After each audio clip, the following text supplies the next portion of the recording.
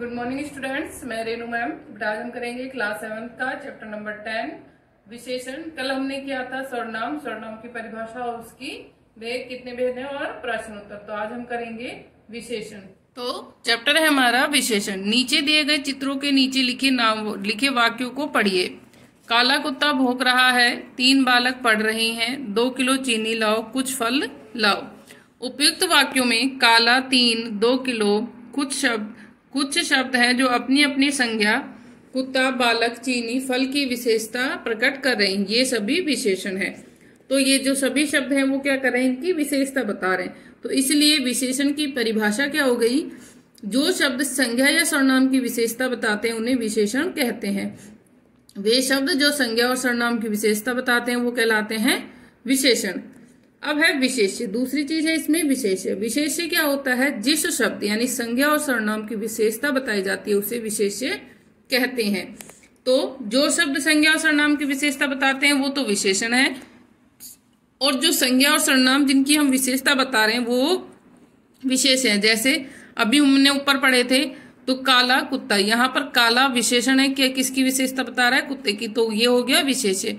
3 बालक, बालक क्या हो गया विशेष्य, और 3 हो गया विशेषण की। बालक की विशेषता क्या बताई कि वो 3 है, तो ये तो विशेषण है, और बालक क्या हो गया विशेष्य। तो विशेषण संज्ञा सर्वनाम की विशेषता बताने वाले शब्द होते हैं, और विशेष्य वो होते हैं जिनकी हम विशेषता बताते हैं।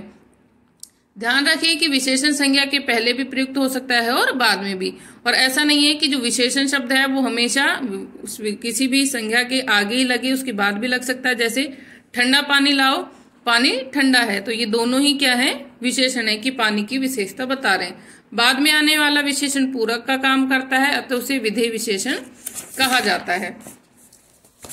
तीसरा है इसके आगे, नेक्स्ट है प्रविशेषण। विशेषण पढ़ा, विशेष्य पढ़ा, तीसरा है प्रविशेषण। जो विशेषण संज्ञा की बजाय विशेषण की विशेषता बताए, कि एक तो हो गया कि संज्ञा की विशेषता बताने वाला विशेषण हो गया, अब विशेषण की भी जो विशेषता बताए उसे कहते हैं हम प्रविशेषण। की जो विशेषण संज्ञा की बजाय विशेषण की विशेषता बताए उसे कहेंगे प्रविशेषण। प्रविशेषण के गुणों की वृद्धि हो जाती है, उससे क्या होता है, उसके गुणों में वृद्धि हो जाती है। जैसे यहाँ पर है गहरा काला कोट, कोट की विशेषता क्या है, वो काला है, और काले की विशेषता क्या बता दी कि वो गहरा काला है, तो ये क्या हो गया आपका प्रविशेषण हो गया। यानी कोट की विशेषता काला और काले की विशेषता गहरा, तो ये गहरा है जो प्रविशेषण है, काला है विशेषण है, और कोट क्या है आपका विशेष्य है। बहुत छोटा कमरा, कमरा क्या हो गया आपका विशेष्य, छोटा विशेषण, और बहुत क्या हो गया प्रविशेषण। अत्यंत कठिन समस्या, समस्या विशेष्य, कठिन विशेषण, और अत्यंत प्रविशेषण। अब है विशेषण के भेद। विशेषण के 4 भेद होते हैं, गुणवाचक विशेषण, संख्यावाचक विशेषण, परिमाणवाचक विशेषण, सार्वनामिक विशेषण, संकेतवाचक विशेषण। गुणवाचक, संख्यावाचक विशेषण, परिमाणवाचक विशेषण, सार्वनामिक या संकेतवाचक विशेषण। ये ध्यान देना बेटा, परिमाणवाचक है परिमाणवाचक विशेषण, सार्वनामिक या संकेतवाचक विशेषण। सबसे पहला है गुणवाचक विशेषण। तो गुणवाचक विशेषण क्या है, जो शब्द संज्ञा या सर्वनाम के गुण, दोष, रंग, आकार आदि का ज्ञान कराते हैं उन्हें गुणवाचक विशेषण कहते हैं। कि वे शब्द जो संज्ञा सर्वनाम की गुण, दोष, रंग और आकार आदि का ज्ञान कराएं वो गुणवाचक है। जैसे गीता सुंदर लड़की, तो यहाँ सुंदर यानी कि उसके गुण बता दिया, काली पैंट पहनो, कलर रंग बता दिया इसका, लंबी मेज खरीदी, आकार बता दिया, तो ये गुणवाचक विशेषण है। वो इस प्रकार से होते हैं, गुण हो गए चतुर, होशियार, बुद्धिमान, सभ्य, दोष रंग, रूप, आकार, स्वाद, गंध, स्पर्श आदि। फिर है आपका संख्यावाचक विशेषण। जो शब्द वस्तु या व्यक्ति की संख्या या कर्म का बोध कराएं, क्रम का बोध कराते हैं वो संख्यावाचक विशेषण होते हैं, यानी जिनसे हमें संख्या का पता चलता है। यानी गिनती 1 2 3 4, 4 सेब, चौथा लड़का, तो संख्यावाचक विशेषण है। उसके 2 भेद होते हैं, एक तो निश्चित संख्यावाचक और दूसरा है अनिश्चित संख्यावाचक। तो निश्चित संख्यावाचक है जिस विशेषण शब्द से संज्ञा सर्वनाम की निश्चित संख्या का बोध हो उसे कहते हैं हम निश्चित संख्यावाचक विशेषण। यानी निश्चित संख्या का बोध हो, जैसे 5 3 2 4, तो जैसे 5 बालक, तीसरी लड़की, तो निश्चित है संख्या की कितने हैं। अनिश्चित वाचक में जिसे विशेषण शब्द से संज्ञा सर्वनाम की निश्चित संख्या का बोध न हो। जहां पर हमें कोई भी निश्चित संख्या का पता ना हो वहां पर अनिश्चित संख्यावाचक विशेषण होगा। जैसे कुछ केले, बहुत लोग, थोड़ी कुर्सियां। संख्यावाचक विशेषण को गिना जा सकता है। अब ध्यान रखने वाली चीज ये है कि जब जिसमें 1 2 3 लिखा हुआ वहां तो हम पहचान गए। जो संख्यावाचक विशेषण होते हैं उनको गिन सकते हैं, यानी कि जो भी गिनने वाली चीज होंगी वो संख्यावाचक विशेषण के अंदर आएंगी। जैसे केले को गिनना, लोग गिन सकते हैं, कुर्सियां गिन सकते हैं। फिर है परिमाणवाचक विशेषण। जिन विशेषण शब्दों से संज्ञा या सर्वनाम की मापतोल का बोध हो। जिन विशेषण शब्दों से संज्ञा या सर्वनाम की मापतोल का बोध होता है उसे परिमाणवाचक विशेषण कहते हैं। यानी गिनने से नहीं बल्कि नापने और तोलने से जिनका पता चलता है। जैसे 4 मीटर कपड़ा। अब यहाँ पर 4 संख्या तो है, लेकिन किससे नाप रहे हो आप? उसको मीटर में नाप रहे हो। 2 किलो क्या कर रहे हो आप? उसको तोल रहे हो। तो ऐसे जो विशेषण हैं वो संज्ञा सर्वनाम के मापने तोलने से संबंधित होते हैं। इसके भी 2 भेद होते हैं, निश्चित परिमाणवाचक और अनिश्चित परिमाणवाचक। तो निश्चित परिमाण में जो विशेषण संज्ञा या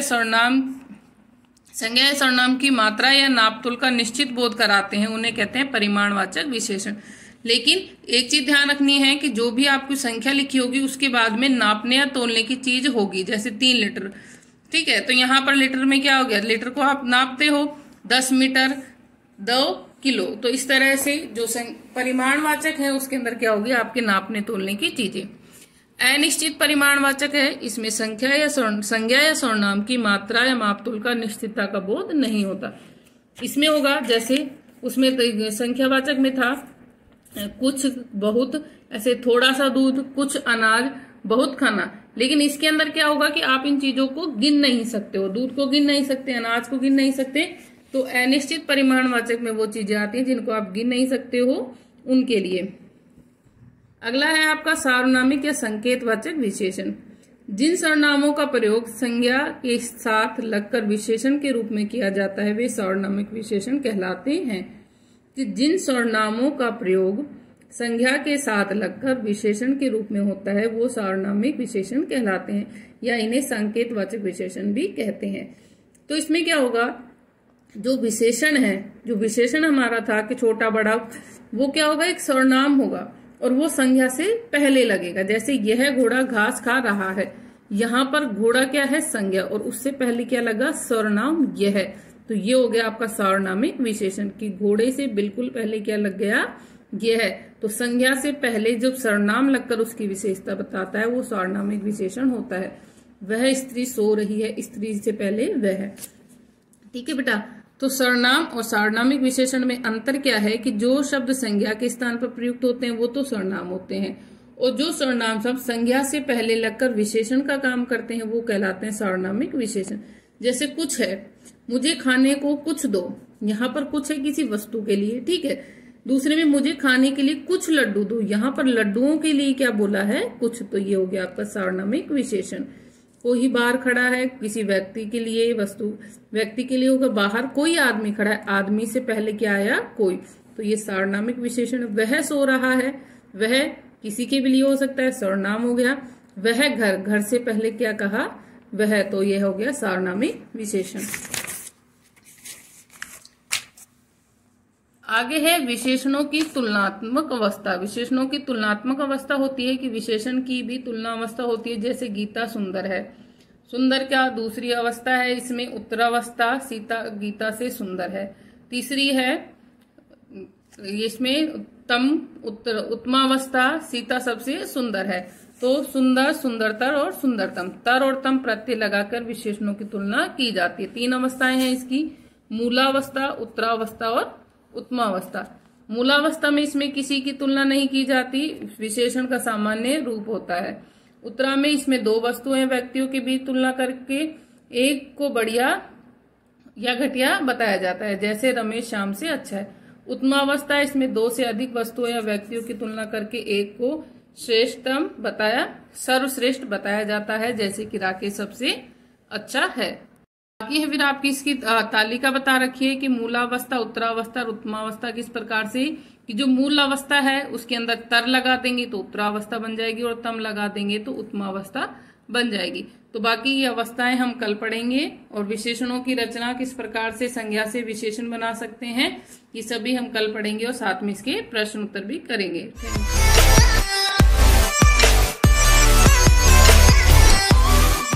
Class student, as you know that in our mathematics class chapter 14 is going on. We have completed exercise 14.2 in our previous class. Today we will study about exercise 14.3. In this exercise we will discuss about the technique of drawing of solid shape by using isometric paper. अब isometric paper जो होता है वो आप सब बच्चों के पास available नहीं हो पाता है, तो वो कुछ हमारा इस शेप में होता है, इस तरह का होता है। आपकी जो बुक है, बुक का पेज नंबर 229 है, उसमें हमें दिया हुआ है इस टाइप से हमारा जो पेपर होता है वो ऐसा दिखता है। आइसोमेट्रिक डॉटेड पेपर होता है जिसमें ट्रायंगल्स बनते हैं उन डॉट्स को लगा के, और 60 डिग्री के एंगल्स बनते हैं हमारे। तो अभी मैं आपको पहले वो पेपर ड्रॉ करना सिखाऊंगी और उसके बाद हम अपनी 3D शेप्स ड्रॉ करेंगे। So let's start. So student, आप अपनी नोटबुक में कैसे आइसोमेट्रिक पेपर ड्रॉ करोगे? तो सबसे पहले आपको कुछ लाइंस लगानी है, फाइन लाइंस लगाओगे, स्टैंडिंग लाइंस, और अपनी ये हॉरिजॉन्टल लाइंस बनाओगे इक्वली स्केल से। फिर उसके बाद आपको डॉट्स लगाने, मैंने ऑलरेडी लगा रखी है, तो आपको देखो कैसे करना है। ऐसे डॉट लगाने हैं, फिर एक लाइन छोड़ के फिर दोबारा डॉट, ऐसे हमें डॉट्स लगाने हैं इस तरह से। ये हमारे डॉट्स हो जाएंगे। और अब इसके बाद देखो मैंने एक लाइन छोड़ के अब इसमें यहां डॉट लगाएंगे, तो देखो किस तरह से एक ट्रायंगल ड्रॉ हो जाएगा हमारा। ऐसे इस तरह से हमें डॉट्स लगाने हैं कि हमारा ट्रायंगल ड्रॉ हो जाए, ठीक है। तो अब हम इसमें भी ऐसे यहाँ 1 कॉलम छोड़ के, कि अगर इस लाइन में यहां है तो इस वाली लाइन में यहां होगा, ये ध्यान रखना है आपको डॉट कहाँ होगा। तो अब देखो यहाँ है हमारा डॉट, नेक्स्ट लाइन में हमारा यहाँ आ जाएगा, फिर हम यहाँ डॉट पुट करेंगे और एक डॉट ये। अब हमें फिर से स्टार्ट करना, तो जो हमारी फर्स्ट लाइन थी उसी के अकॉर्डिंग चलेंगे हम। यहाँ ड्रॉ करेंगे, यहाँ डॉट, ऐसे डॉट लगाएंगे। तो ये बेटा हमारी आइसोमेट्रिक पेपर बन जाएगा, जिसपे हम अपनी 3D शेप्स आराम से बना पाएंगे। फिर से अगर हम लगा लेते हैं, यहाँ पे देखो इस तरह से मेरा पेपर ड्रॉ हो जाएगा। मार्केट से लाने की जरूरत नहीं पड़ेगी आप लोगों को। तो देखो ये पेपर ड्रॉ हो गया है मेरा। एक और लाइन बना लेते हैं ताकि हम अपनी फिगर बना सके एक इस पे। ये देखो इस तरह से आपको अपनी नोटबुक में भी बनाना है। आई होप आपको ये समझ आ रहा है। अब इसके बाद देखो हमारी जो एक्सरसाइज 14.3 है, उसका जो फर्स्ट क्वेश्चन है वो ये कह रहा है, draw an isometric sketch of a cuboid of dimension 4x3/2 unit. यानी कि 4 हमारी लेंथ, 3 हमारी ब्रेथ और 2 हमारी हाइट होनी चाहिए। तो अब देखो 4 आप अपनी लेंथ ले लो, 1 2 3 4, ठीक है। उसके बाद हमारी क्या बोला है, 4/3 बोला है, तो 3 अपनी ब्रेथ ले लो। तो मैं ब्रेथ ले लेती हूँ इस तरह से। अब हमें बनाना है 4/3/2 का। तो देखो 4 डॉट्स मैच करेंगे, 1 2 3, और ये हो गया हमारे 4 डॉट्स। ब्रेथ कितनी है हमारे पास, 3 है, तो उसको 3 ले लेते हैं। इस तरह से हमने ऐसे करना है, तो हमारा ये क्यूबॉइड बन जाएगा इस तरह से। फिर हमें इसे यहाँ से मैच कराएंगे, ये 3 यूनिट यहाँ हो जाएगी हमारी। ये हमारा बन जाएगा क्यूबॉइड।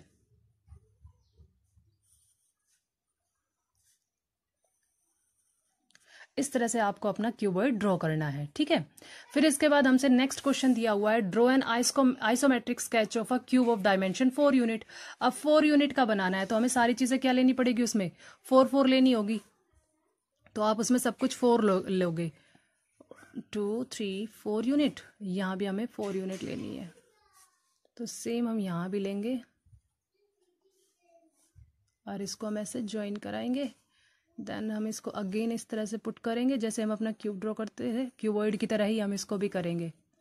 और फिर इस तरह से हो जाएगा। तो ये हमारी लाइंस हम यहाँ पे मैच करा देते हैं। तो ये देखो अब हमारी 3D शेप बन गई है क्यूब। तो ये बन गया हमारा क्यूब 4 यूनिट का, 4x4 का, कि इसकी लेंथ भी 4, ब्रेथ भी 4, हाइट भी इसकी 4 है। नेक्स्ट हमारे पास है, draw an isometric sketch of cone. अब हमें कोन ड्रॉ करना है। चलो तो अब हम कोन ड्रॉ करते हैं। उसमें हमें कुछ नहीं बताया मेजरमेंट क्या लेना है, तो हम उसको अपने आप ही ड्रॉ करते हैं। तो हम ये 2 का ले लेंगे और ये इसका हो जाएगा यहाँ पे फ्लैट सरफेस। तो ये हो गया हमारा कोन ड्रॉ, ठीक है। ये इसका कर्व्ड पार्ट हो गया और ये इसका फ्लैट सरफेस हो गया है। Next question number 4, draw an isometric sketch of a triangular prism. अब हमें ट्रायंगुलर प्रिज्म ड्रॉ करना है, तो ट्रायंगुलर प्रिज्म हम यहाँ पे ड्रॉ करते हैं। देखो पहले हम एक ट्रायंगल ड्रॉ करेंगे क्योंकि उसमें हमारे पास 2 ट्रायंगुलर फेसेस होते हैं और 3 हमारे रेक्टेंगुलर फेसेस होते हैं। तो ये 1 ट्रायंगुलर हो गया है। यहीं से हम एक और लाइन ड्रॉ करेंगे इस तरह से। यहाँ भी हम एक ट्रायंगल ड्रॉ करेंगे और इस वर्टेक्स से हम इस ट्रायंगल के इस वर्टेक्स को ज्वाइन कर देते हैं। तो देखो अब हमारे पास ये क्या बन गया, ट्रायंगुलर प्रिज्म, जिसमें 2 ट्रायंगुलर फेसेस और 3 हमारे रेक्टेंगुलर फेसेस है। टोटल हमारे 5 फेसेस होते हैं। तो एक्सरसाइज 14.3 में हमें यही फिगर्स ड्रॉ करनी है। अब हम करेंगे स्टार्ट अपनी review exercise. Now review exercise, fill in the blanks. अब देखो a cube has dash faces and dash edges. अब हमारे पास 6 फेसेस होते हैं और 12 हमारी एजेस होती है। देखो हमने क्यूब ड्रॉ किया था, इस तरह से हमारा क्यूब होता है। क्यूब में हमारे कितने होते हैं, देखो इस तरह से क्यूब ड्रॉ था तो उसमें पीछे फेसेस, तो 6 हमारे क्या होते हैं, स्क्वायर फेसेस होते हैं। और एजेस, ये जो लाइन सेगमेंट्स होती है, ये कितनी होती है हमारी, 12 लाइन सेगमेंट होती है। सेकंड है हमारे पास एक cone has dash vertex and dash edges. अब कोन की शेप हमारी इस तरह से होती है। कितने वर्टेक्स है इसमें, ओनली 1 वर्टेक्स है तो 1 वर्टेक्स हो गया। कितनी एजेस है, ओनली 1 एज है तो 1 एज हो गई है। A cylinder has dash vertex and dash edges. Cylinder की शेप हमारी इस तरह से होती है। इसमें कोई वर्टेक्स नजर आ रहा है, कोई वर्टेक्स नहीं है तो नो वर्टेक्स। और इसमें एजेस कितनी है, देखो 1 और 2 एजेस हो गई है। ट्रायंगुलर प्रिज्म में कितना होता है, जो ट्रायंगुलर प्रिज्म होता है वो कुछ हमारा इस तरह से होता है कि उसमें 2 ट्रायंगुलर बेस होता है, 2 ट्रायंगुलर बेस होते हैं और हमारा वो होता है, तो बेस में तो ओनली 1 ही होता है, एक अपर पार्ट में होता है और 2 हमारे लेटरल फेसेस होते हैं। ट्रायंगुलर पिरामिड में कितना होता है हमारे पास, एजेस होती है 6 और वर्टिसेस होते हैं उसमें 4। तो ट्रायंगुलर जो पिरामिड है वो इस तरह से ड्रॉ करते हैं हम कि पहले ये हमारा हो गया बेस और ये हमारी ट्रायंगल्स हो गई है। तो ये ट्रायंगुलर पिरामिड हमारा इस तरह से होता है। इसमें 4 हमारे वर्टिसेस हो गए हैं, 6 हमारी एजेस हो गई है। और ट्रायंगुलर पिरामिड हमारा इस शेप में होता है, ट्रायंगल की शेप में होता है वो ऐसे। ये हमारा ट्रायंगुलर बेस हो जाता है और बाकी के ट्रायंगल्स होते हैं, ये हमारा पिरामिड बन जाता है triangular. Now question number 2, right T for true and F for false statement. अब हमारे पास ट्रू फॉल्स है। A 3D figure is known as a solid. Yes, 3D figure को हम सॉलिड कहते हैं और हमारी प्लेन फिगर कौन सी होती है, 2D होती है। तो ये क्या हो गया हमारा, ट्रू हो गया है। 2D figures are plane figure. Yes, 2D figures हमारी प्लेन फिगर्स होती है। A cylinder has no vertex. Yes, cylinder की अभी मैंने फिगर ड्रॉ करी थी, इसमें कोई भी वर्टेक्स नहीं है। तो ये भी क्या बात हो गई हमारी, ट्रू हो गई है। All the faces except the base of a square pyramid are triangle. Yes, सारे के सारे फेसेस ट्रायंगल होते हैं, सिर्फ उसका बेस क्या होता है हमारा, स्क्वायर होता है। ट्रू आएगा। A rectangle is a 3D shape. Rectangle तो हमारी 3D शेप होती है। रेक्टेंगुलर प्रिज्म हमारा 3D शेप होता है, रेक्टेंगल तो हमारी 2D शेप होती है। तो ये बात क्या हो गई हमारी, फॉल्स हो गई है। नेक्स्ट आ रहा है हमारे पास, give 2 examples of object having shape similar to. Cone की शेप का क्या हो जाएगा, बर्थडे कैप हो जाएगा हमारा। सिलेंडर में कैसे आ जाएगा हमारे पास, बोतल, पेन। क्यूब में डाइस, इरेजर। स्फीयर में हमारी बॉल, मार्बल आ जाएगा। Draw the net of the following figure. अब हमें नेट बनाना है। ये मैंने आपको प्रीवियस क्लास में सबके नेट समझाए भी थे कि क्यूबॉइड का नेट कैसे बनेगा, सिलेंडर का कैसे बनेगा, ये सारे नेट मैं आपको समझा चुकी हूँ। ये आपके लिए होमवर्क क्वेश्चन है। और देन हमारा जो क्वेश्चन नंबर 5 है, ये मैच द कॉलम भी आपको होमवर्क में करना है। नेक्स्ट वीडियो में हम करेंगे word problems. Thank you. Morning students, welcome to our YouTube classes. This is for class 7. In previous class we read our 4th chapter of history named the Mughal Empire. In previous class we read about Akbar and Jahangir in the chapter. Today we continue our class with the topic Shah Jahan 1628 to 1658 CE. Prince Khurram took the title of Shah Jahan after coming to the throne in 1628 CE। कि Prince Khurram जो थे उनको शाहजहाँ का title मिला जब वो राजगद्दी पे बैठे 1628 CE में।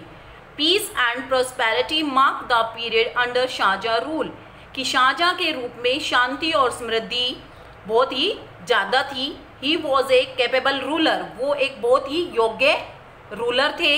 ये देखिए, ये आगरा फोर्ट है build by Shahjahan, who extended the empire by annexing Ahmednagar in Gujarat. कि उन्होंने अपने एम्पायर को बढ़ाया अहमदनगर गुजरात की तरफ। the ruler of Bijapur and Golconda also accepted the Mughal suzerainty, कि जो राजा थे या जो शासक थे बीजापुर एंड गोलकोंडा के, उन्होंने भी मुगल की जो शासन था वो स्वीकार कर लिया था। Many new changes were made in the administrative system, बहुत सारे चेंजेस, जो प्रशासनिक सिस्टम था उसके अंदर बहुत सारे चेंजेस आए। Trade improved in place like Agra, Delhi, Lahore and Ahmednagar with the improvement of roads, कि जो ट्रेड था वो विकसित हुआ। आगरा, दिल्ली, लाहौर और अहमदनगर जैसे जो राज्य जो स्थान थे उनके इम्प्रूवमेंट कि उन तक जो रोड था उसका इम्प्रूवमेंट हुआ, उसके सुधार हुआ। Moreover being a great patron of art and architecture, many magnificent monuments were build during Shahjahan rule, कि शाहजहां के रूल में जो शाहजहां थे वो बहुत ही कला के बहुत ही बड़े भक्त थे और शिल्प कला के, और उन्होंने अपने राज्य में बहुत सी बिल्डिंग्स बनवाई। पदसभानामा रिटन बाई अब्दुल हामिद लाहौरी, पदसभानामा एक बुक का नाम है जो अब्दुल हामिद लाहौरी के द्वारा लिखी गई थी। And the writing of foreigners like Bernier, Manucci and Tavernier are the important sources for the study of the period under Shahjahan, कि शाहजहां के टाइम में बहुत सारे विदेशी जो लेखक थे उन्होंने भी बुक लिखी, जैसे बैरनियर, मैनुकी एंड ट्रावेनियर, जो ये इम्पोर्टेंट थे, जिनके जो बुक्स लिखी हुई है वो इम्पोर्टेंट सोर्स हैं जिससे हम शाहजहां के पीरियड के बारे में जान सकते हैं। बैटल सीन फ्रॉम द पदसभानामा, ये एक लड़ाई का सीन है जो पदसभानामा बुक के अंदर दिखाया गया है। A war of succession broke out between the four Mughal princes during the last few years, कि विजय के लिए जीत के लिए जो लड़ाइयाँ थी वो मुगल प्रिंसेस, जो मुगल के प्रिंस थे, राजकुमार थे, उनके बीच में कुछ ईयर्स में हुई शाहजहां के काल में। दारा सिको, शाह सुजा and Murad lost at the hand of Aurangzeb who came to the throne in 1658, कि जो दारा सिकोन है, शाह सुजा है एंड मुराद लोस्ट, जो मुराद है वो अपनी ज़िंदगी मतलब कि वो मृत्यु को प्राप्त हुए औरंगजेब के काल में, जब औरंगजेब के द्वारा, और औरंगजेब राजगद्दी पे बैठे 1658 में। He also imprisoned his own father in Agra fort, who later died in 1666 CE. और औरंगजेब ने क्या किया कि जो इनके पिता थे, इनके पिता कौन थे? शाहजहां थे, तो इन्होंने अपने भाइयों को भी मार दिया और अपने पिता को भी इन्होंने जेल में बंद कर दिया, जो बाद में 1666 CE में मर गए थे। Aurangzeb 1658 to 1707 CE. Aurangzeb ruled for 50 years, during which the Mughal Empire reached its largest territorial extent. He himself was a capable administrator, but at the same time he also faced many revolts and upheavals through the kingdom. कि जो औरंगजेब है उसने लगभग 50 साल तक Mughal empire को मतलब राज्य किया, मुगल एम्पायर के ऊपर अधिकार किया और अपने राज्यों को बहुत दूरी तक बढ़ाया, और वो एक योग्य शासक था और उसका प्रशासन भी बहुत अच्छा था। लेकिन इसी टाइम पे उसने बहुत सारी लड़ाइयाँ और बहुत सारा विरोध सहा अपने राज्य में। Jat, Sikhs and Marathas revolt broke out at different places. His Deccan campaign also financially depleted the Mughal treasury, और जो मराठा रिवोल्ट था, मराठा युद्ध था, वो भी काफ़ी स्थानों पे फैल गया था, और जो दक्षिण साइड में जो कैंपेन था, दक्षिण अभियान था, उसके कारण इनकी फाइनेंशियली जो कमी आ गई, आर्थिक रूप से ये कमज़ोर हो गए। ये भी मुगलों के लिए एक ट्रेजरी थी। ये देखिए, ये औरंगजेब का पिक्चर है। In term of religious policies Aurangzeb was more orthodox than the previous Mughal rulers, कि रिलीजियस पॉलिसीज के बारे में अगर हम बात करें तो औरंगजेब मोर ऑर्थोडॉक्स था, मतलब कट्टरवादी था, रूढ़िवादी था, than the previous Mughal rulers, जो पुराने रूलर्स थे उनके द्वारा, क्योंकि वो सभी धर्मों को मानते थे लेकिन ये एक विशेष धर्म को ही मानता था। Dancing and singing and also the celebration of certain festivals were forbidden, और जो डांसिंग था, सिंगिंग था और जो सेलिब्रेशन ऑफ फेस्टिवल्स था वो गायब ही हो गए थे। Literary sources of this period include Kazim's Alamgirnama, Bhimsen's, Nuskha i Dilkusha and Ishwar Das Futuhat i Alamgiri. इनके टाइम के जो लिटरेरी सोर्स थे, मतलब इनके टाइम की जो बुक्स थी या ग्रंथ थे, वो क्या थे? काजिम्स आलमगिरनामा, भीमसेन्स, नुशाखा आई दिलकुशा एंड ईश्वर दास की फुतुत आई आलमगिरी। अब है Mughal administration. Even though the Mughal empire was established by Babur, a strong administrative system could only be evolved from the time of Akbar rule। कि मुगल टाइम के प्रशासन के बारे में अभी हमें बताना है कि भले ही जो मुगल एम्पायर था उसको स्थापित बाबर ने किया था, लेकिन एक स्ट्रॉन्ग प्रशासन, एक अच्छा प्रशासन, एक मजबूत प्रशासन किसके टाइम में था? अकबर के टाइम में। सेंट्रल एडमिनिस्ट्रेशन, अब मध्य जो एडमिनिस्ट्रेशन था, the Mughal had a highly centralised administration and all the provinces were also administrated under the ruler. कि जो मुगल थे उन्हें अपनी जो प्रशासन था उसको बहुत उच्च तरीके से केंद्रित किया हुआ था, और जो राज्य थे, जो इनकी प्रोविंसेस थी, जैसे देश के अंदर राज्य होते ना, ऐसे इनके वहाँ पे प्रोविंसेस थी और उनको भी जो रूलर था वो एडमिनिस्ट्रेट करता था। अब है the emperor. The emperor held the absolute power in the empire and all the official and nobles owned their position to him। कि जो राजा होता था वो उसके पास वास्तविक पावर होती थी राज्य में, और जो बाकी ऑफिशियल्स होते थे और रईस लोग होते थे उनकी भी अपनी अलग अलग पोजीशन होती थी। His word was law and he was the commander in chief of the army। और उसके शब्द क्या थे? कानून, और वो कमांडर एंड चीफ होता था आर्मी का। He was also the supreme जज and he looked after all judicial matters. और वो सुप्रीम जज भी होता था क्योंकि उस लॉ था उसके हाथ में, कानून उसके हाथ में था, और वो सभी जो जुडिशियल जो कानूनी मैटर्स होते थे उनमें उनको वही देखता था। अब है सिस्टम ऑफ गवर्नेंस, गवर्नमेंट का जो सिस्टम था। अब फर्स्ट पॉइंट है इसमें फाइनेंस, कि सरकार भी कई तरीके की होती है ना, एक वित्तीय सरकार होती है, मिलिट्री होती है, उसमें जो शाही घराने होते हैं, कानून होता है, तो ये सारे तो सिस्टम ऑफ गवर्नेंस की गवर्नमेंट को, सरकार को किस सिस्टम में चलाया जा रहा था। The Diwan i Kul was the finance department. Finance department कौन था? Diwan i Kul, which was placed under the chief Diwan, और जो किसके अंडर में रहता था? चीफ दीवान के अंडर में रहता था। He maintained all the accounts and regularly checked the treasury, और वो मेंटेन करता था सभी अकाउंट रेगुलरली ताकि कोई दुर्घटना ना हो, कोई घाटा ना हो। A daily report was submitted to the king giving the detail of financial position of the empire. और रोजाना रिपोर्ट दी जाती थी राजा को फाइनेंशियल पोजीशन की, कि हमारी आर्थिक व्यवस्था कैसी है, हमारे राज्य की आर्थिक व्यवस्था कैसी है। The revenue department at the center had several branches and each branch had a secretary, a superintendent and clerk। और जो एक revenue department होता था, revenue का मतलब होता है कर, कि जो कर डिपार्टमेंट था at the center had several branches, कि उसकी बहुत सारी branches थी, और हर branch में एक secretary होता था, एक superintendent होता था और एक clerk होता था। अब है the military।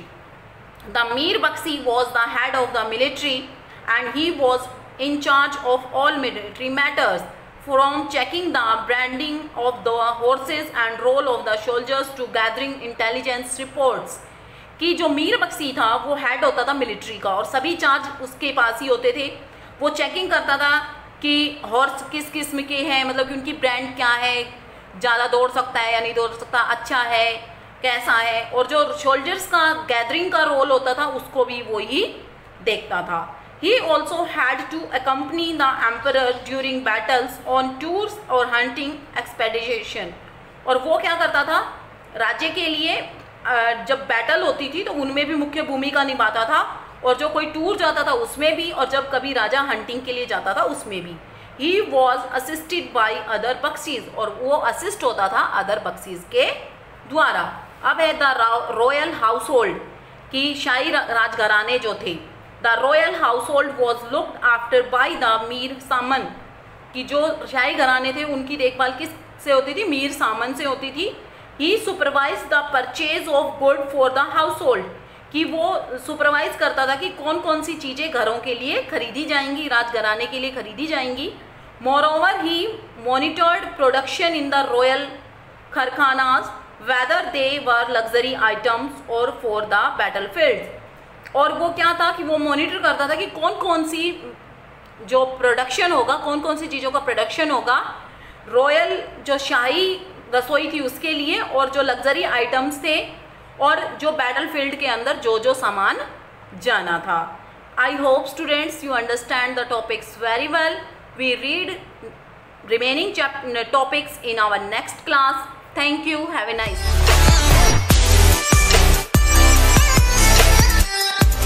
A very pleasant morning to all my dear students of class 7. This is Vinita ma'am, your science teacher, welcoming you to our YouTube channel of online classes. Student, as you know that we are continuing our chapter 17, that was the conservation of plants. So let's start its remaining content.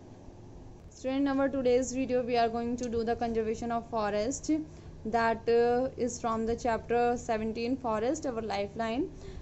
In our previous video we have discussed a lot about it. Now it's the last passage or last content of this chapter. We have learned how forests are important to us on the living being of for all living being on the earth. But what if these forest get destroy. Student, क्या होगा अगर ये सारे forest destroy हो जाएं तो? Some of the most people have to suffer from the various consequences if the forest disappears. So these are the mentioned below. The animal will not get food and shelter. Student, जितने भी हमारे animals हैं उनको food और shelter नहीं मिलेगा. We will not get valuable forest product. हमें forest products नहीं मिलेंगे like timber, honey, etc. The proportion of carbon dioxide in the air will increase. और जो हमारा कार्बन डाइऑक्साइड का प्रोपोर्शन है एयर में वो बढ़ जाएगा. And this will result in the rise of earth temperature due to which, इसकी वजह से ग्रीन हाउस इफेक्ट भी बढ़ जाएगा, अर्थ टेम्परेचर बढ़ जाएगा एंड ग्लोबल वार्मिंग इंक्रीज हो जाएगी. The soil will not hold water during rain resulting in flood. और जो हमारा सॉइल है वो रेन को होल्ड करके नहीं रख पाएगा, उसकी वजह से क्या होगी, फ्लडिंग वगैरह होने लगेगी. मीन्स वाटर को रोकने की कैपेसिटी उसकी खत्म हो जाएगी. There is a great need to conserve forest. So we can say that there is a lots and lots of need arises to conserve our forest because it provide a lots very varieties of thing that we are needy for that. The maintenance and prevention of further depletions of forest is called conservation of forest. उसका maintenance करना, prevention करना, उसको continuous जो further उसका जो depletion हो रहा है, मतलब फॉरेस्ट जंगलों को लोग काट रहे हैं, उसको खत्म कर रहे हैं, वेरियस थिंग्स उसमें से ले करके और उसको डिस्ट्रॉय कर देते हैं. So to conserve it the term is known as the conservation of forest. Few steps are mentioned here that through which we can conserve our forest. The first one is afforestation. Afforestation is planting of trees in barren land to increase the area under the forest. Afforestation एक term होती है student in which we have to plant large variety of trees in the barren land. जो खाली ज़मीन पड़ी हुई है या बंजर भूमि जिसे हम कहते हैं, वहाँ पर प्लांट को ग्रो करना, बढ़ाना, लगाना. And to increase the area of forest, मतलब जो फॉरेस्ट के अंडर में जो एरिया आता है उसको बढ़ाना. So that is known as the afforestation. Afforestation influences the climate of a particular area. Afforestation जो होता है एक पर्टिकुलर एरिया का क्लाइमेट अफेक्ट करता है, बैलेंस को रिस्टोर करने में हेल्प करता है. नेक्स्ट है प्रोटेक्टिंग फ्रॉम ओवरग्रेजिंग. ओवरग्रेजिंग से बचाता है. मीन्स जो एनिमल्स, जो कैटल्स हम छोड़ देते हैं फील्ड में खेत को चरने के लिए या फॉरेस्ट को, जंगल को घास वगैरह चढ़ जाते हैं, तो उसको कॉन्टिन्यूसली हमें चेकआउट करते रहना चाहिए कि कहीं किसी भी पर्टिकुलर एरिया पर ओवरग्रेजिंग तो नहीं हो रही है. Regulated and plan cutting of trees. We have to regulate the and plan the cutting of trees. जैसे कि लोगों को परमिशन लेनी चाहिए. पेड़ों को काटने से पहले वो विदाउट परमिशन जाते हैं. एंड आपको पता है कॉन्ट्रैक्टर्स वगैरह जो होते हैं, डीलर्स वगैरह, वो चोरी से चुपके से मतलब वहाँ पे ट्रीज वगैरह को काट के उसको अवैध रूप से, मतलब इन परमिशन नहीं होती है, अनपरमिटेड वे से उसको बेच देते हैं. Operations like improved method of cutting and selecting cutting should be adopted by the forest management. तो जो वेरियस ऑपरेशन है कुछ इस तरीके से मैनेजमेंट को करना चाहिए कि वो एक पर्टिकुलर पर्सन को हायर करे और सिलेक्टिव कटिंग जो है कि किस पेड़ को कितने लेवल तक कहाँ से कैसे कटिंग करनी है, किस एरिया को कटिंग कर सकते हो आप, किसको नहीं कर सकते हो, जो मतलब एक्सटिंक्ट वैरायटी के ट्रीज हैं उनको नहीं काटना. तो इस टाइप की मैनेजमेंट होनी चाहिए वहाँ पर. Control over forest fire. जो फॉरेस्ट फायर होता है उस पर कंट्रोल करना चाहिए. So student, what is going, कैसे होता है ये फॉरेस्ट जो है जंगलों में आग लग जाती है। क्यों? Due to natural process. कुछ नेचुरल प्रोसेस होते हैं जिनके थ्रू, जैसे कि लाइटनिंग हो गई या किसी भी टू स्टोन्स के बीच में फ्रिक्शन हो गया, तो ये ट्रीज के बीच में, या फिर क्या होता है बहुत सारे पोल्स वगैरह लगे हुए होते हैं, तो आपस में जब हवा बहुत तेज चल रही होती है तो उस तरीके से वो पोल वगैरह गिर जाते हैं। तो इस तरीके से क्या होता है, ये सारी नेचुरल कैलमिटीज नेचुरल प्रोसेस के थ्रू ये चीज़ें होती हैं due to the negligence of human beings की नेग्लिजेंस से भी होता है कि सपोज दैट कोई पोल है वो खराब है और आपको पता है कि आंधी तूफान का मौसम है, तो उन्हें कंप्लेन करना चाहिए, it can be repaired also.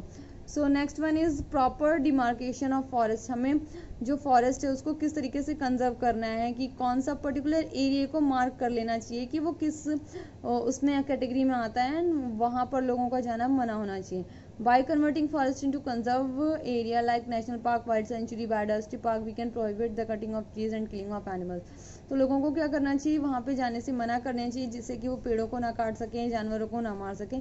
So in this way we can conserve the forest. The next one is protection from pollution. जो फॉरेस्ट कंजर्व है, हम क्या किस लिए करना चाहिए, pollution of water, air, soil, इससे भी रिड्यूस होता है और उससे कि क्या मतलब हमें कम करना चाहिए पॉल्यूशन को, जिससे कि growth of trees and survival जो है वो बढ़ सके, ट्रीज का सर्वाइवल बढ़ सके। Role of government in forest conservation की गवर्नमेंट का क्या रोल हो सकता है, वहाँ पे strict laws should be form by the government के थ्रू स्ट्रिक्ट लॉज बनाने चाहिए एक पर्टिकुलर कंट्री के, और जिससे कि वो national park, wild life sanctuaries, biosphere reserves इन सबको प्रोटेक्ट कर सके। So student, now we are going to do the exercise. Let's move on that. Here is the exercise that you have to do. Firstly, we will discuss the tick mark question that you have to do in your fair notebook. Which of the following is the producer? इनमें से कौन सा producer है? Options are snake, lion, grass, frog. So you know student, grass is the producer. Total forest cover in India. Total forest cover कितना है India में? 21%. विच of the following is not a forest product? इनमें से कौन सा forest product नहीं है student? Rubber, paper, timber, ये सारे हमें फॉरेस्ट से मिलता है, वुड से मिलता है, दोस्तों silk is not a forest product, so the right answer is silk. Which of the following plant process help to purify water in nature? इनमें से कौन सा ऐसा प्रोसेस है जिसकी वजह से प्लांट वाटर को प्यूरिफाई करते हैं? सो रेस्पिरेशन, रिप्रोडक्शन, फोटोसिंथेसिस में नहीं है। ट्रांसपिरेशन एक प्रोसेस होता है जिसमें कि उसमें से लीव्स में से एक्सेस वाटर लॉस होता है and move it back to the atmosphere. So that is the right answer, transpiration. The fifth one is highest layer in a forest. का आपको पता है highest layer क्या होती है? That is the canopy. Now it's time to do the fill-ups. Fill in the blanks. The dash of the tree receive maximum sunlight. Maximum sunlight is receiving by the canopy. Deforestation would lead to what? Deforestation, due to deforestation soil erosion can be done, can be occur. Plants evaporate water in which process? Transpiration process. I have told you it in the MCQs. Jackal and vulture are example of which category? Scavenger. They are from the scavenger group. Food dash is made up of several connected food chain. For instance, you know when several food chains can combine, it form a food web. So the right answer is a food web. Okay, now it's time for the true false. Move it. The first one is afforestation destroys forest. Afforestation क्या करता है? Forest को destroy करता है. No student, afforestation is a process in which we plant tree. So how it can destroy? This statement is false. Animal help plant in pollination and seed dispersal. Animals pollination and seed dispersal में help करते हैं. So this is true. Forest reduce air pollution. ये student, because जितने भी trees होंगे they purify the air, so it reduces the air pollution. It is also true. Bacteria and fungi are decomposers. Student, yes, bacteria and fungi both are from the decomposers group. This is true. Food chain has many interconnected food web. No student, a food web is interconnected of the food chain. जिसमें food chain के बारे में बोला है, ये food chain बहुत सारी food chain मिलती हैं तो फूड वेब बनता है, ना कि फूड वेब से फूड चेन बनता है. So this is opposite, so it is false. One word answer is topmost layer of crown of all trees, it is termed as canopy. Dark colored material cover the forest floor, it is humus. Sequence of living organisms in which one eats another, जो एक sequence जिसमें one another को खाता है, that is the food chain. Cutting down of trees on a large scale, cutting down trees को, पेड़ों को काटना बड़े भारी मात्रा में, that is termed as deforestation. The organisms which derive their food from the dead and decaying plant and animals, जो dead and decaying plant and animals से अपना फूड डिराइव करते हैं, the organisms are known as saprotrophs or saprophytes. So student, we have complete our today's content of this video, and we have also completed our this chapter, that is the chapter 17. So student, you have to do all the content of this video, all the written content of the exercise I am talking about. You have to do it in your fair notebook. That's all. Goodbye. Welcome to online classes. This is Saroj from MLP International School, Rajpura. So student, today for the listening skills I have just done from 6 to 8 class. So the second part, in that which you have to just listen carefully the paragraph which I have just told you, and you have to just give the answers of your own which has been given in the exercise. So let us start. So student, good morning. अब जो है class 7 के लिए ये है listening skills. तो इसमें क्या करना है आपको, एज इट इज़ जैसे पहले भी मैंने आपको फर्स्ट पार्ट में करवाया है कि read out the following paragraph in the class and ask the students to answer the question set in the listening skills. तो ये जो है आपका जो है चैप्टर डेविड एंड गॉलेट में दिया हुआ है लिसनिंग स्किल्स में। तो उसी के अंदर मैं आपको आज ये समझा देती हूँ पैराग्राफ, और उसके बाद फिर इसके क्वेश्चन आंसर देखेंगे कि लिसनिंग स्किल्स में जो क्वेश्चन आंसर्स दिए हुए हैं। A chain farmer discovered Gulliver and took him up on his palm. एक विशालकाय जो फार्मर है उसने जो है खोज लिया इसको गुलिवर को, और and took him up on his palm, और उसे अपनी हथेली पर लेकर के चल पड़ा। He was at last 60 feet high, और वो जो है 60 feet high यानी कि ऊंचा था वो विशालकाय farmer. And Gulliver was just 6, और गुलिवर जो था वो सिर्फ 6 ही जो है फिट लंबा था।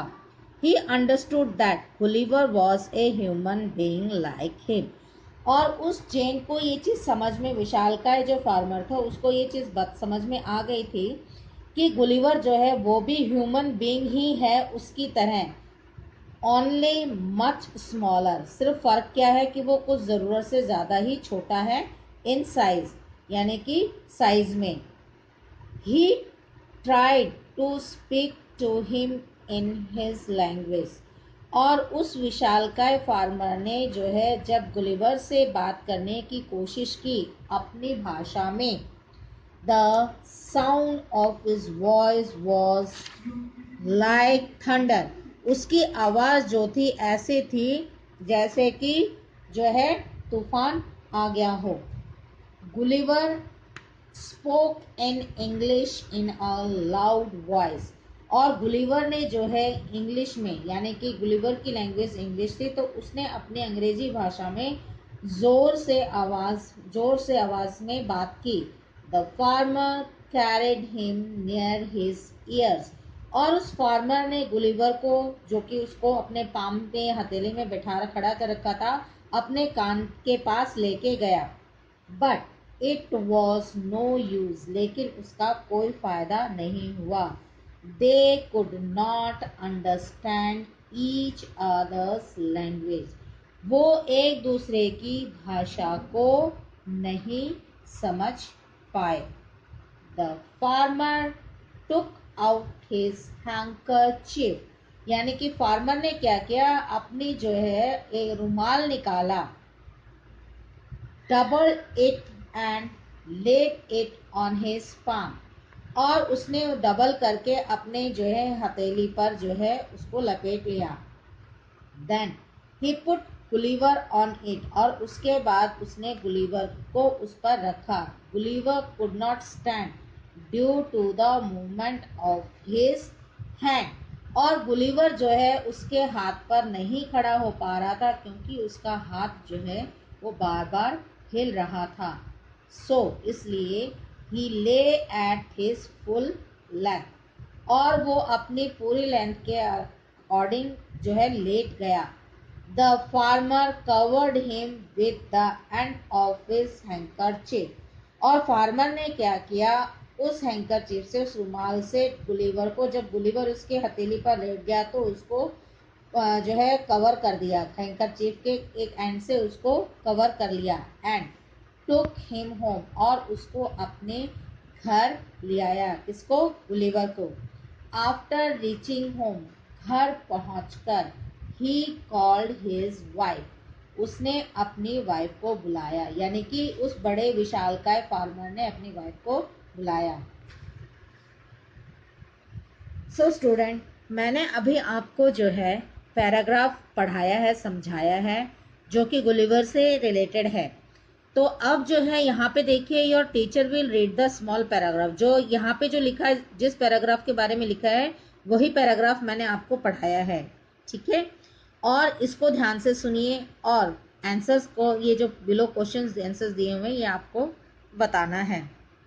तो अब यहाँ पे देखिए पहला क्वेश्चन क्या कहता है? What was the size of chain farmer in comparison of Gulliver, यानी कि गुलिवर के कंपैरिजन में, तुलना में, उस जो विशालकाय फार्मर है उसका साइज क्या था? ऑलमोस्ट 60 से ज्यादा, ठीक है। और गुलिवर का कितना था? 6। तो जो है उसकी साइज कितनी बड़ी थी? उससे ज्यादा थी, तो वो आपको मेंशन करना है। अब नंबर 2 देखिए, what could the Jain farmer understood about Gulliver, यानी कि गुलिवर के बारे में क्या चीज समझ में आई उस विशालकाय फार्मर को। तो यहाँ पे आपको क्या लिखना है? They both could not understand each other, वो दोनों ही एक दूसरे की बात को नहीं समझ पाए। तो यहाँ पे इसका आंसर ये होगा। नंबर 3 देखिए, यहाँ पे ये मिसप्रिंट है, तो ये नंबर 2 नहीं, ये नंबर 3 है। अब यहाँ पे देखिए, why could they not talk to each other, because they could not talk to each other, इसलिए एक दूसरे से बात नहीं कर पाए, because they do not understand each other's language, उनकी दोनों की ही भाषाएं जो थी वो अलग थी और वो एक दूसरे की लैंग्वेज को नहीं समझ पाए। तो अब इसका 4th का देखें आंसर। 4th का क्वेश्चन क्या कहता है? Why could not Gulliver stand on the Jane's farmer's palm? वो क्यों नहीं खड़ा हो पाया? Because of the due to the handkerchief folded by him. जो हैंकरचीफ था, उसने जो रुमाल लपेट लिया था, इस वजह से वो खड़ा नहीं हो पा रहा था। What did he do? फिर उसने क्या किया? He just lay down as his जो है हाइट, तो अपनी हाइट के अकॉर्डिंग वो फिर जो है क्या हो गया? लेट गया। तो ये इसका आंसर है। अब यहाँ पे देखिए number 5, give synonyms of the following words. ये आपको 2 वर्ड दिए गए हैं, थंडर यानी कि जो है एक जैसे बिजली चमकती है ना, तब आवाज आती है गड़गड़ाहट की, इस तरह से वो थंडर होता है। और ले का मतलब होता है लेट नाउ। तो ये जो 2 वर्ड्स हैं, मैंने आपको इसका हिंदी का मीनिंग बता दिया है। अब आपको क्या करना है? इसके सिनोनिम्स लिखने हैं। आपको सिनोनिम्स आप खुद लिखोगे, मैं आपको ना ही इसमें आंसर्स लिख के दूंगी और ना ही आपको जो है ये करके दूंगी आपका इसमें synonyms. You have to do it yourself. So student, अब आपका ये लिसनिंग स्किल्स का है ये पार्ट कंप्लीट हो गया है, सेकेंड पार्ट। और आपको करना क्या है? सेम एज यूजुअल उसको समझदारी से आपको ये आंसर्स लिखने हैं और ये सिनोनिम्स करने हैं। सो स्टूडेंट, आज का वीडियो ये यहीं तक, और आपको सेम एज यूजुअल आपको ये वीडियो लाइक करनी है, शेयर करनी है और चैनल को सब्सक्राइब कीजिए और साथ ही साथ बेल आइकन पे क्लिक करना ना भूलें। Thank you, take care. Good morning students, this is for class 7. Students, as you all know, we are doing active and passive voice, and in previous video I told you about the present perfect tense. Present perfect tense के according हमारे पास book exercise है on the page number 116. On page number 116 we have a book exercise. Now let's start with the book exercise. And first sentence is rewrite these sentences in passive voice. अब हमें sentences को passive voice में change करना है. Now let's start. And first sentence is I have already downloaded the online application form. अब इसको जब हम passive voice में change करेंगे तो इसका sentence क्या बनेगा? अब हमें इसमें हैज़ और हैव बीन वर्ड यूज़ करके second form of the verb use करनी है। इस सेंटेंस को जब हम पैसिव वॉइस में चेंज करेंगे तो देखिए कैसे करेंगे। The online application form, the online application form has been downloaded by me। आई का क्या बन गया? मी, और सब्जेक्ट को हमने बना दिया ऑब्जेक्ट और ऑब्जेक्ट को बना दिया हमने subject. Now second sentence, and second sentence is has anyone explained to you the gravity of this action, situation. अब इसको जब हमें इंटरोगेटिव सेंटेंस में है, अब हमारा क्वेश्चन स्टार्ट हो रहा है हैज़ से, तो हम इसको हैज़ ही रखेंगे। हम इस क्वेश्चन को स्टार्ट करेंगे has the gravity of this situation, has the gravity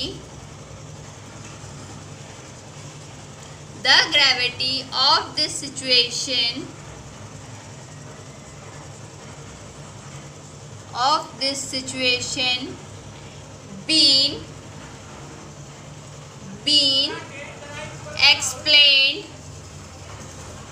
been explained by anyone to you।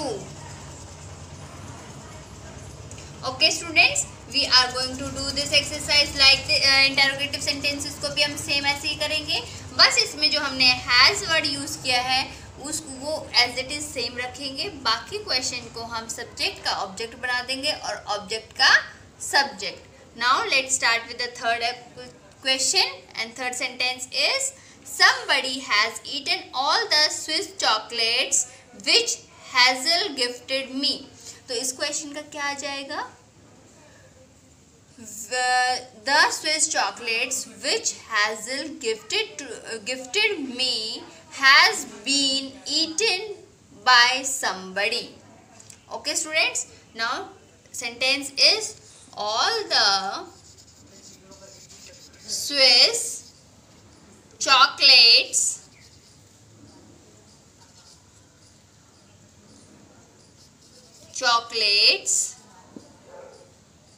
which Hazel gifted me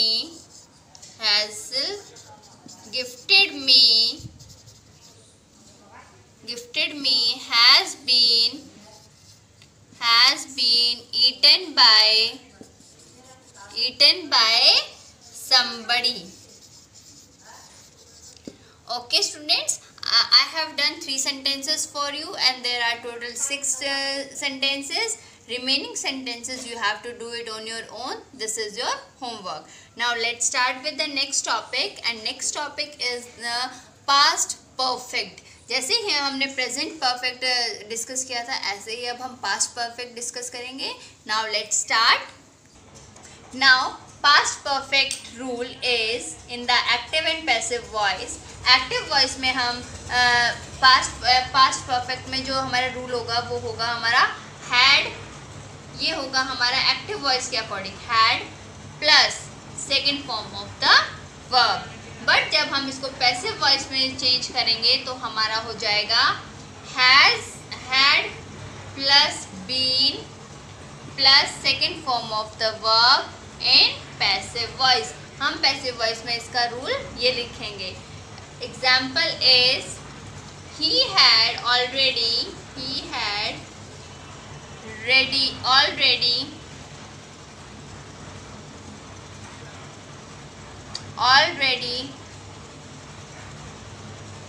tendered his resignation. This is in the active voice, and how we are going to change this into the passive voice? The resignation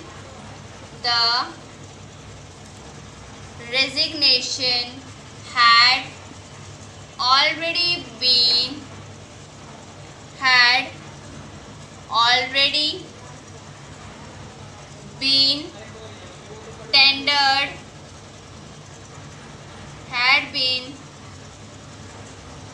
tendered by him. Okay students, हम देखो had भी use किया है, been word भी use किया है और second form of the verb use की है. Now on the basis of this we have a book exercise. Now I will tell you the book exercise. Let's start. Now I will tell you the book exercise on the based of past perfect tense on the page number 117.